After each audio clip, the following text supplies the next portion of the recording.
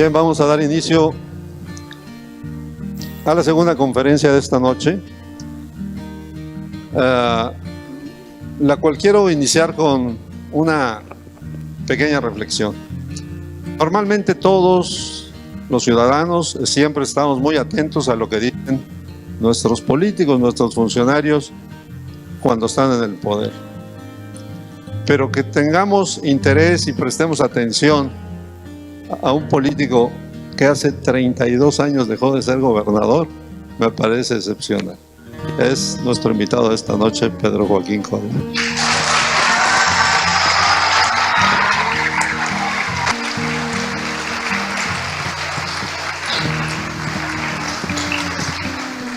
Hace 32 años casi exactos que Pedro Joaquín dejó la gobernatura de Quintana Roo y tiene fama de haber sido un buen gobernante.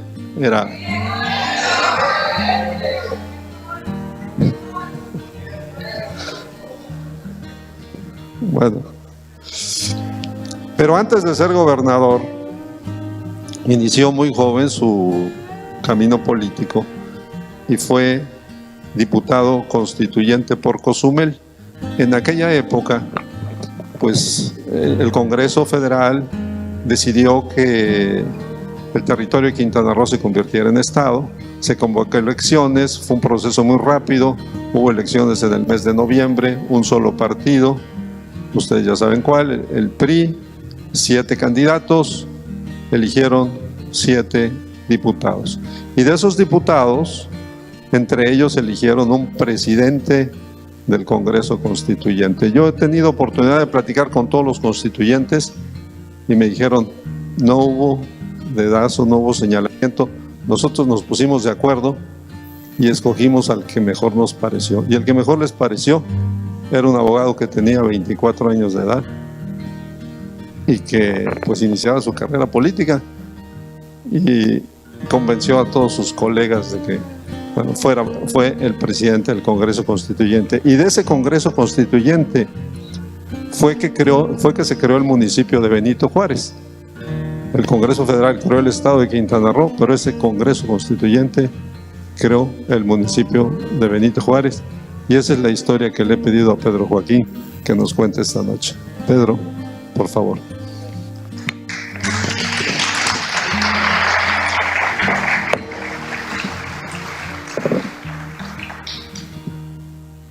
Muy buenas noches a todos ustedes. Me da una enorme alegría estar aquí compartiendo con amigos de tantos años. Le quiero agradecer a Fernando Martí y a los organizadores la invitación que me cursaron para participar en este rescate, recreación de la tradición oral respecto a la fundación, el desarrollo y la consolidación de Cancún. Qué bueno que ustedes que fueron pioneros de ese evento histórico en la vida no solo de Quintana Roo, sino también del país, se mantienen interesados ahora que llegan 50 años y existan estos esfuerzos tanto de las autoridades como de las organizaciones civiles, las no gubernamentales, las organizaciones sociales, de rescatar momentos enriquecedores de la historia de Cancún. Decía Churchill que mientras más atrás se dirige la mirada, más adelante se alcanza a ver. Yo creo que analizando los orígenes de Cancún, podremos estar mejor preparados para enfrentar los enormes retos que el futuro y ya el presente le está presentando a esta ciudad tan dinámica y con tal potencial. Yo cada vez que se trata de rememorar el pasado, y cada vez es más por mi edad, me invitan ya más a hablar de lo pasado que de lo presente. Me gusta citar un pensamiento de Gabriel García Márquez, que dice que cuando se trata de recordar, las cosas no son como sucedieron, sino como recordamos que sucedieron, o mejor dicho, como recordamos que sucedieron para efectos de relatar los acontecimientos. Creo que esto dimensiona muy bien el sentido de mis palabras y los hechos de los cuales fui testigo y de los que pudieron haber sido testigos algunos de ustedes que tengan a lo mejor ya versiones complementarias o distintas de la que yo estoy recordando. Cuando se habla de 50 años de fundación de esta maravillosa ciudad de Cancún, lo primero que viene a mi memoria es cómo se fundaron las ciudades de la antigüedad. Y uno encuentra que las ciudades más esplendorosas de la humanidad en los tiempos antiguos se fundaron a la orilla de los lagos y de los ríos. Las migraciones humanas buscaban el líquido vital para hidratarse, para sobrevivir, pero también porque ahí estaba la posibilidad de la agricultura y años después la ganadería. Lo que convertía las migraciones humanas de nómadas a sedentarias era el agua. Así, la primera civilización que se recuerda, la babilónica, se fundó en la Mesopotamia, en la región de dos ríos, el Tigris y el Éufrates.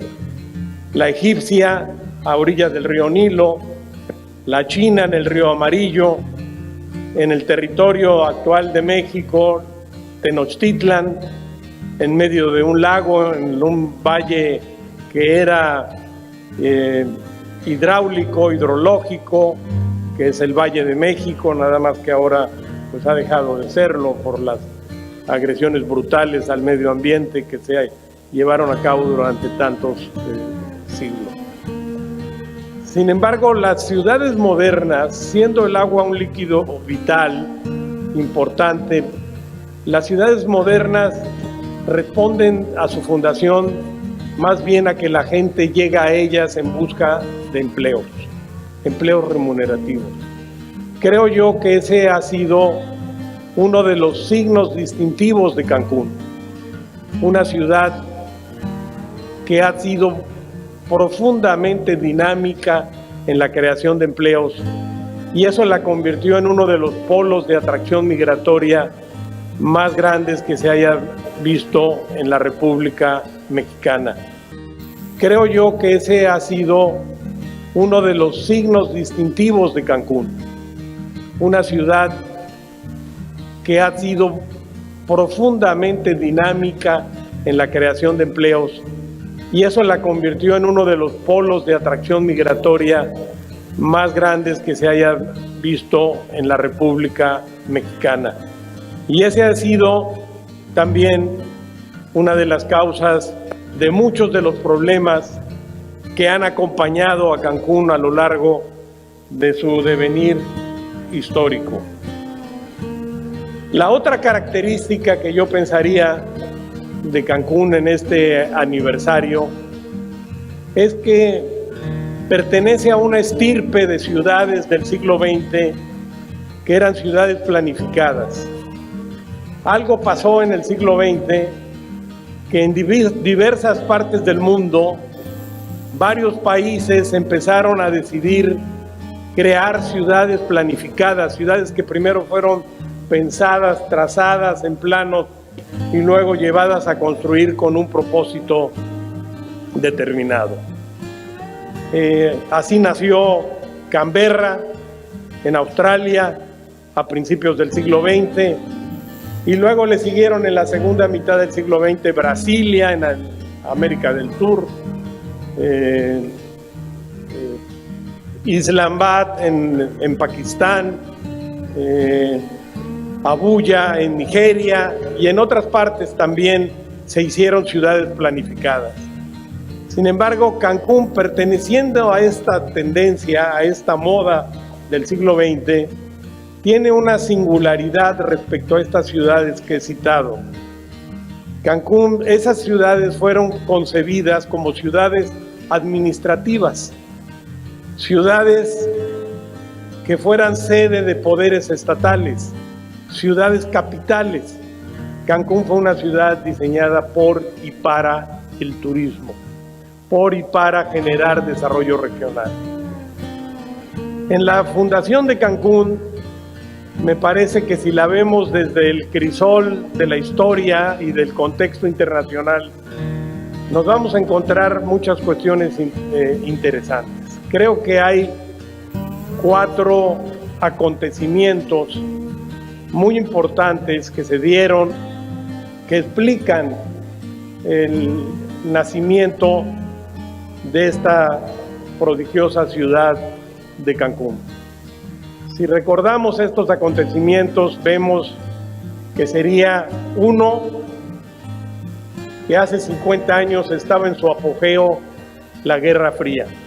Esa enorme confrontación entre la Unión de Repúblicas Soviéticas Socialistas y los Estados Unidos de América, y la confrontación se da en todos los campos, en el ideológico, en el tecnológico, en el económico, en el militar, en el propagandístico, y el campo de batalla son los países en vías de desarrollo, donde se desestabilizan ya sea a través de guerrillas, golpes de Estado de uno u otro signo ideológico. Otro acontecimiento de la época que creo que influye también la fundación de Cancún es que a 200 millas de nuestras costas la Revolución Cubana se declara marxista, leninista, y otros acontecimientos regionales vienen a formar este rompecabezas que da vida a Cancún, como es la caída de los precios del enequén en el estado de Yucatán. Se acaba la era del oro verde en Yucatán porque la fibra sintética desplaza la fibra natural del enequén y se empieza a desarrollar una crisis de desempleo en el estado de Yucatán. O sea, un cóctel que si le sumamos que todo el litoral caribeño de la península estaba escasamente poblado con plantaciones de cocoteros que llamábamos ranchos copreros, pues es un cóctel que se prestaba para que pudiera surgir focos de desestabilización social en la península. Pero hay un cuarto acontecimiento para entender el nacimiento de Cancún, que es muy importante. El Banco de México, como ha referido Fernando Martí en sus libros, lleva a cabo una serie de estudios para encontrar en qué actividades económicas México es competitivo para captar divisas. Como buen banco central, tiene que salir en busca de divisas para financiar las importaciones de bienes de capital, de bienes intermedios y de bienes de consumo que requiere nuestro país. Y encuentra en el turismo precisamente un enorme potencial de México, donde con la menor inversión hay la posibilidad de captar más recursos y ser mucho más competitivos. Entonces, en la herencia genética de esta maravillosa ciudad está la seguridad nacional, por un lado; por otro lado, los requerimientos de divisas y de desarrollo regional para la península de Yucatán y en buena parte para influir en la región sureste de México. La primera vez que yo oí hablar de Cancún, se lo oí hablar a mi padre, el empresario Nacín Joaquín Ibarra. Yo estaba todavía en la universidad y él fue invitado por el presidente Echeverría a su primera gira a Cancún, y recuerdo que me comentó su asombro por las perspectivas del plan maestro de Cancún que les había sido presentado. Lo consideraba un plan ambicioso, con una gran visión, pero tenía una preocupación que yo creo que se compartía con otros empresarios de la época, y de la región, que era el sentido de que decía un plan maestro y un proyecto de esa envergadura que se le presentó al presidente requiere un largo periodo de maduración y se corre el riesgo de que acabe siendo, como tantos otros proyectos en México, un flor de un solo sexenio, proyecto que se apoye en una administración y se abandone en las siguientes. Por eso, pero eso afortunadamente no sucedió. Creo que una de las virtudes que se corrió en esta ciudad y que es una de las razones que explican el éxito que se tuvo es que hubo continuidad institucional.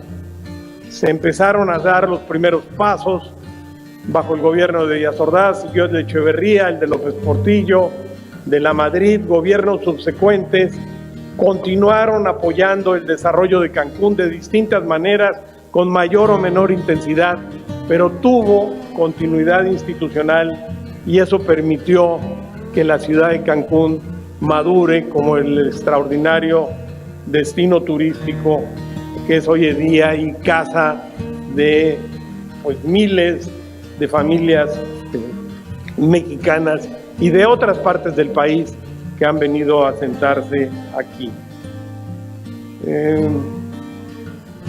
Yo no sabía en ese momento, cuando oí por primera vez Cancún, no imaginaba, más que no sabía, no imaginaba que poco tiempo después yo iba a participar en la política y que el gobernador David Gustavo me iba a invitar a participar y iba a participar como servidor público en diversos momentos cruciales de la vida de Cancún. La primera oportunidad que tuve fue como diputado constituyente. Como refería Fernando Martillo, fui electo diputado constituyente por el distrito de Cozumel y tuve la fortuna de que mis compañeros me honraron nombrándome presidente del Congreso y trabajamos por 2-3 meses en el proyecto de Constitución. El proyecto de Constitución, pues como toda Carta Magna, ustedes saben que tiene dos partes, la parte dogmática y la parte orgánica. La parte dogmática de la Constitución de Quintana Roo no tuvo mayor problema para los diputados constituyentes porque son los derechos de las personas frente al Estado, los derechos humanos que llamamos hoy en día, y eso es un catálogo que ya existía y que simplemente reproducimos a partir del texto de nuestra Carta Magna. Pero la parte más deliberativa, lo que requirió más ingeniería constitucional en los trabajos del Congreso y en nuestros diálogos con el gobernador Gutiérrez Ruiz, era la parte orgánica, es decir, el diseño estructural del Estado, el diseño estructural de los poderes, de los ayuntamientos, y el tema de mayor discusión, que más tiempo nos llevó y en el que pusimos la mayor atención, fue el de la división municipal de Quintana Roo. ¿Cuántos municipios deberían de conformar el naciente Estado? ¿Cuál debería de ser la circunscripción territorial de cada uno de ellos? Hasta los nombres que se le podían poner a estos municipios. El gobierno del Estado nos presentó un menú de opciones que iba desde división de 4, 5 municipios, 7, 9, 11 y 13 municipios. Por cada uno con sus argumentos a favor y sus argumentos en contra. Por ejemplo, la entonces Secretaría de la Presidencia que presidía un licenciado Hugo Cervantes del Río, ex gobernador de Baja California Sur, decía: no se compliquen la vida. Habían 4 delegaciones de gobierno en el viejo territorio federal, Payo Obispo en Chetumal, Carrillo Puerto en toda la zona maya, y las 2 islas Mujeres y Cozumel. Conviertan los 4 municipios, los 4 delegaciones en municipios, como lo hicimos en Baja Sur, y así sucedería. Pero eso no se adaptaba a las circunstancias de Quintana Roo. Por otro lado, había el interés de Fonatur y de la incipiente comunidad cancunense de que Cancún fuera un municipio autónomo. Yo recuerdo que los diputados constituyentes salimos a recorrer la geografía del estado de Quintana Roo, a hablar con la gente, nos salimos del recinto, estuvimos hablando con habitantes de Isla Mujeres, de Holbox, de Cancún, de Carrillo Puerto, y en Cancún escuchamos, en esta comunidad incipiente de constructores, sindicatos, funcionarios públicos, pues nos plantearon en la visita la necesidad de que fuera un municipio. Recuerdo la participación de Alarcón Moralí, recuerdo la participación tuya, Salvador Ramos. Hablaste en esa comida también en favor del municipio, de otros más. Arce nos acompañó, el difunto Rosendo Leal también, que llegó a ser el primer secretario del ayuntamiento. Entonces, pues no había duda, Cancún tenía que ser un municipio, pero había un problema de corte político. Nuestros amigos isleños decían que este territorio formaba parte de la delegación de Isla Mujeres, ¿no? Y que en consecuencia debería de formar parte Cancún del municipio de Isla Mujeres, y que cualquier otra decisión en el sentido de formar un municipio autónomo era despojo de los derechos adquiridos que ya tenían sobre esta región.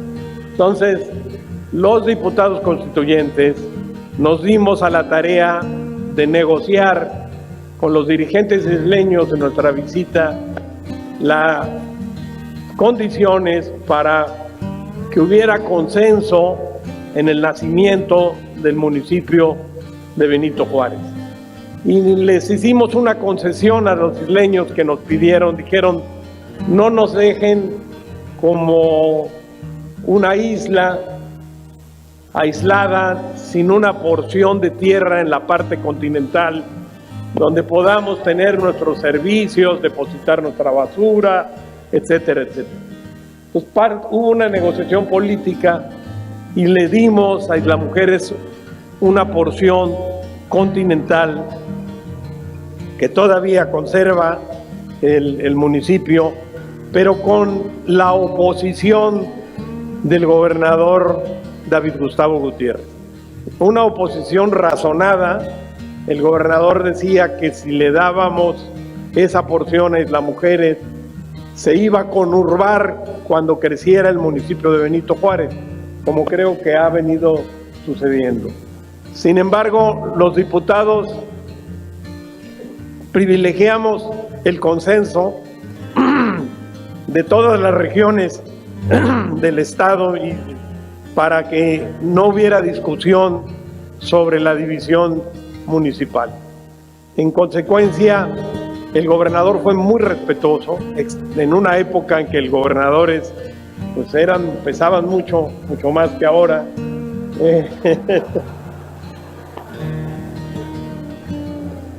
Fue muy respetuoso de la decisión del Congreso en ese sentido y en otros sentidos más. Así nació este municipio de Benito Juárez, que me tocó el honor de apadrinar en mi calidad de presidente del Congreso Constituyente junto con mis otros 6 compañeros. Otro momento en que me acerqué al surgimiento de las instituciones de Cancún, sobre todo de aquel tiempo, es que en abril, que tomó posesión el primer gobernador electo, don Jesús Martínez Ross, me hizo el honor de invitarme como su secretario general de gobierno. Y a los pocos meses me presentó a un personaje para mí extraordinario de la historia de Cancún, que fue el ingeniero Sigfrido Paz Paredes. Sigfrido fue a visitar a Chetumal y nos llevaba una alerta. Nos llevaba una alerta de que ya aparecían en ese momento los primeros asentamientos humanos irregulares en el ejido de Puerto Juárez. Es decir, empezaba a manifestarse este contraste entre la ciudad planificada por Fonatur y los asentamientos humanos irregulares en el ejido, que como habíamos visto en los casos de Acapulco y de otros destinos turísticos, ese es el nacimiento de los problemas graves de precarismo urbano que todavía golpean a nuestras ciudades turísticas. Entonces me comisionó el gobernador que yo trabajara con Sigfrido Paz Paredes, en una propuesta de solución de este problema. ¿Y cuál fue mi sorpresa cuando me reuní en mi despacho con Sigfrido, que era ingeniero, ver lo que se puso a dictar como si fuera el más consumado abogado corporativo o derecho administrativo, el acta constitutiva del Fideicomiso Puerto Juárez, el decreto gubernamental que le daba vida y las políticas públicas que debía de llevar a cabo en su manual de operación. Era un hombre brillante, y yo creo que así como otros grandes pioneros de Cancún, se le tiene una deuda con esta persona. Yo quiero aprovechar hoy aquí mi participación para hacerle un reconocimiento a este gran mexicano que junto con otros hizo posible la consolidación de Cancún como gran destino turístico.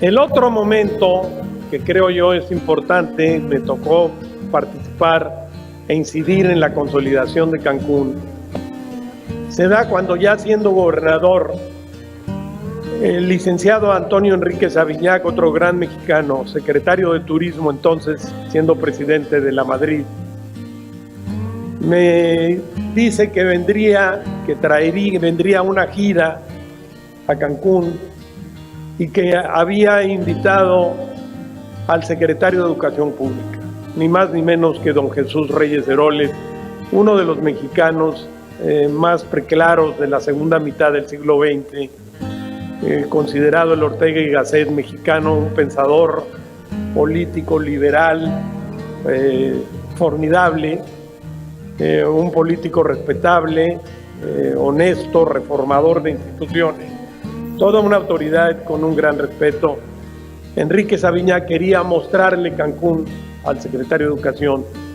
Hicimos la gira habitual, que consistía pues en mostrarles los avances de la ciudad, de la zona hotelera, el plan maestro.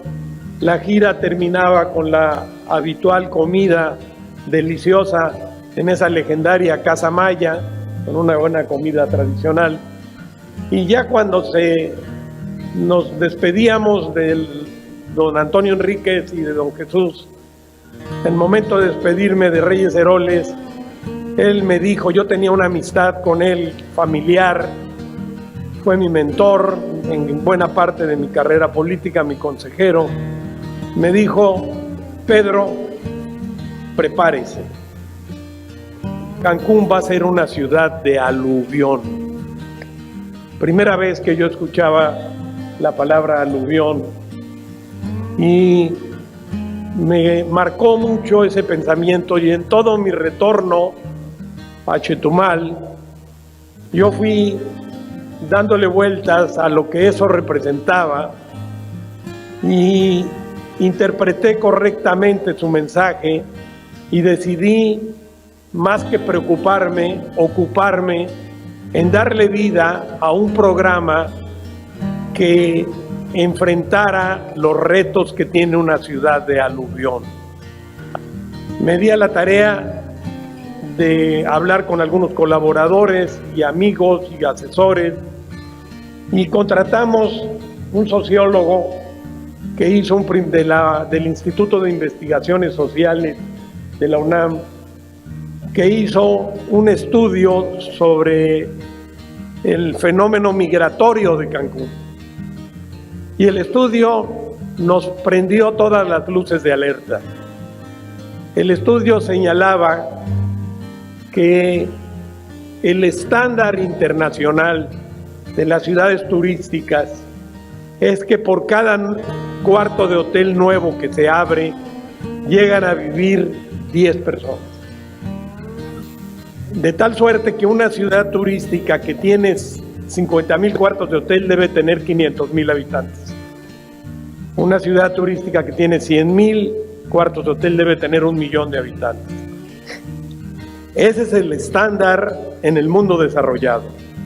Pero el estudio sociológico realizado en Cancún decía que por cada cuarto de hotel estaban llegando ya 75 personas a vivir a Cancún, y la cifra iba creciendo todavía más.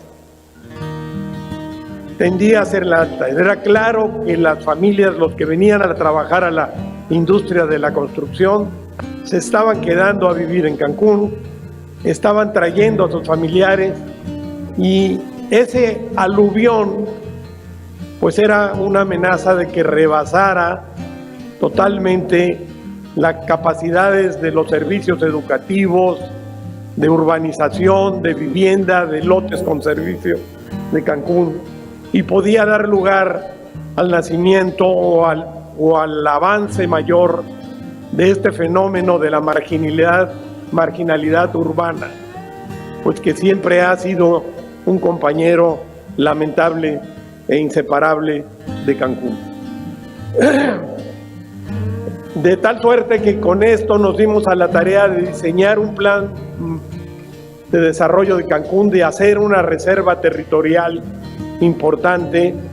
Acudí a ver a los secretarios de Hacienda, al secretario de Programación y Presupuesto, conseguimos parte de los recursos del Fondo Perdido, otros tuvimos que ir a créditos, y eso dio vida al programa Nuevos Horizontes, que fue una respuesta frontal a combatir el precarismo urbano y a ordenar el crecimiento de Cancún en sus zonas populares. Tuvimos apoyos. Recuerdo que Toño Enríquez una noche recorrió sin mí las obras, y al día siguiente me buscó y me dijo: estás haciendo lo correcto, estoy impresionado por el programa y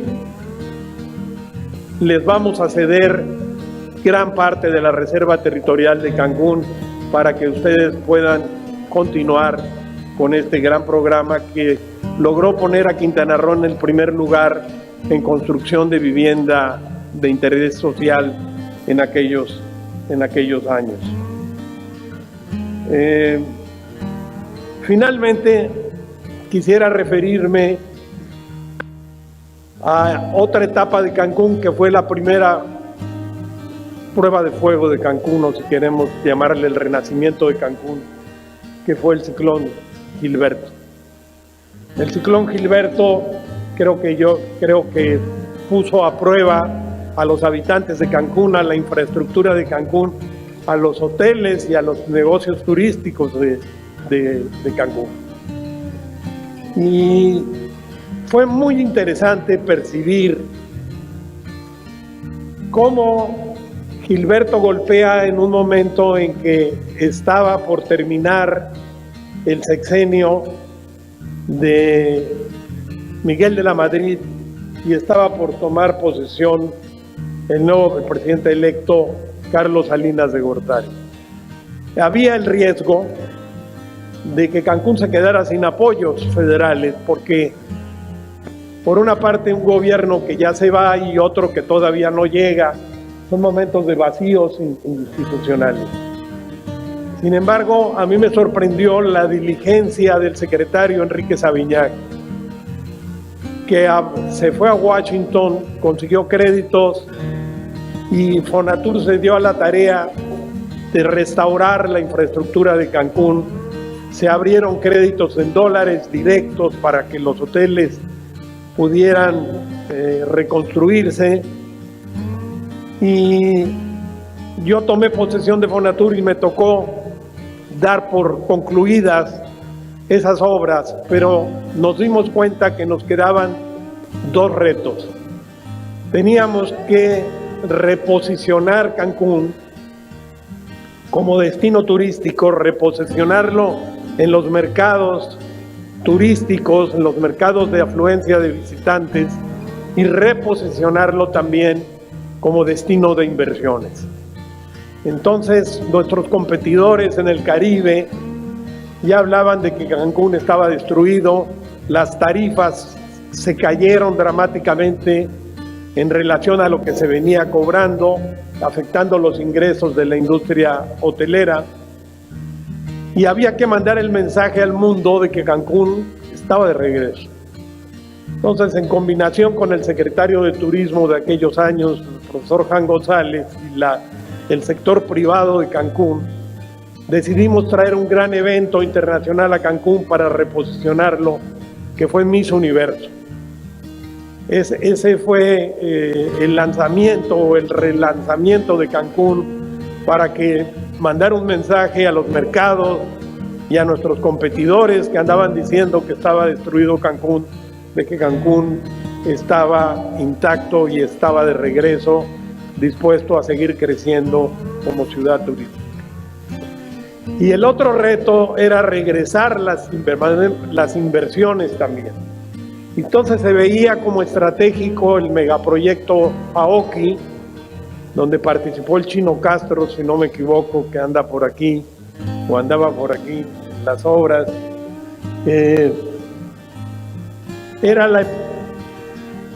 Era importante regresar las inversiones, porque además, como consecuencia de la renegociación de la deuda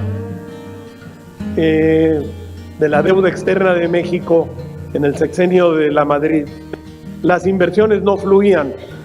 Entonces, el megaproyecto Aoki, hoy no sé cómo se llama, cambiado 3 veces, de campo de golf y hotel, era muy importante, era una señal, porque allí el Banco Industrial de Japón y la Corporación Aoki de Japón iban a invertir. Iba a ser como el regreso de la inversión extranjera a Cancún. Y había que traerlo. Negociar con los japoneses fue una pesadilla, porque son unos magos en la negociación, presionan mucho cuando necesitan información y luego se desaparece.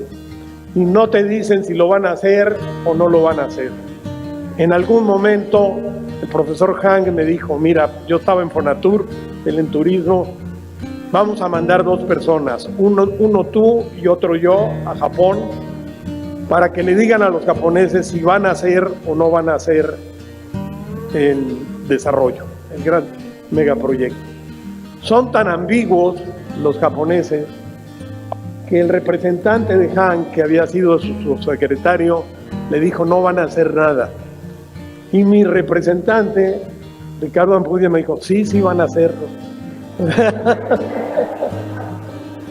Bueno, afortunadamente Cancún ha superó Gilberto y superó muchas cosas más. Yo le deseo a esta gran ciudad pues otros 50 años, que se enfrente los viejos problemas. En el Cancún de hoy se juntan los viejos problemas, el precarismo urbano se ha multiplicado y llegan nuevos problemas como la inseguridad, el problemas ambientales como el del sargazo, la movilidad urbana, ya los problemas del siglo XXI. Pero Cancún los va a superar, es una gran ciudad y ustedes, sus habitantes, son grandes personas y están hechos como emprendedores, saben lo que es emprender, son luchadores, son trabajadores. Cancún seguirá siendo el destino turístico más importante de este país y de toda América Latina. Muchas gracias.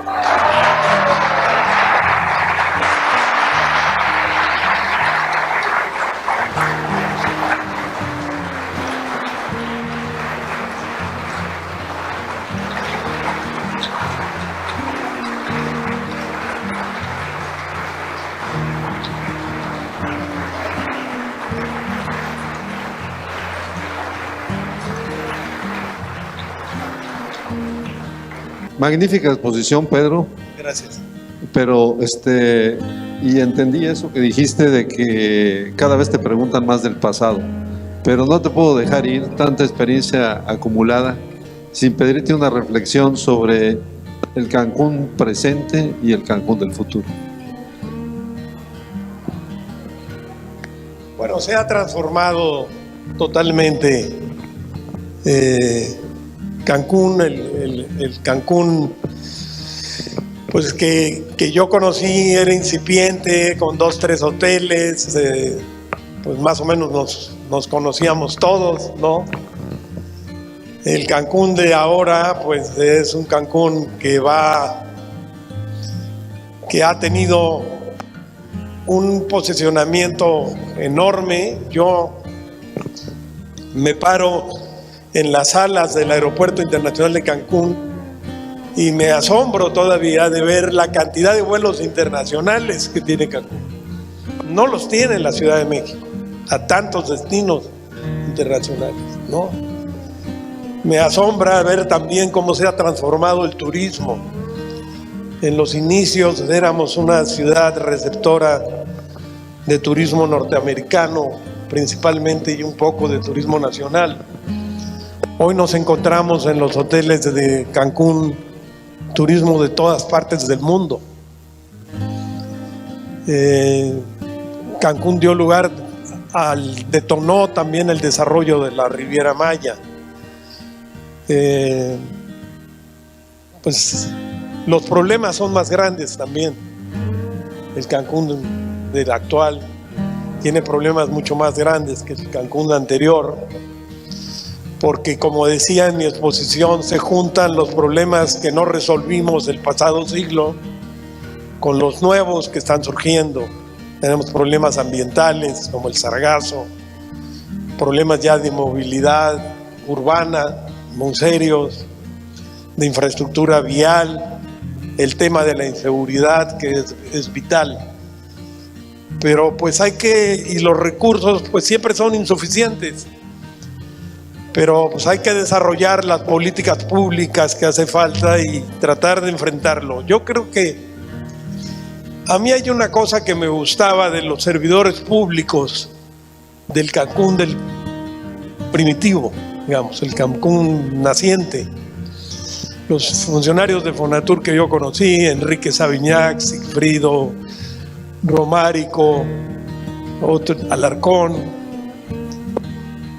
tenían una gran visión y tenían una gran exigencia. Siempre trataban de que Cancún estuviera arriba de los estándares internacionales. Yo creo que hay que recuperar esa mística para el Cancún del futuro y del presente. Pues muy agradecido por tu intervención.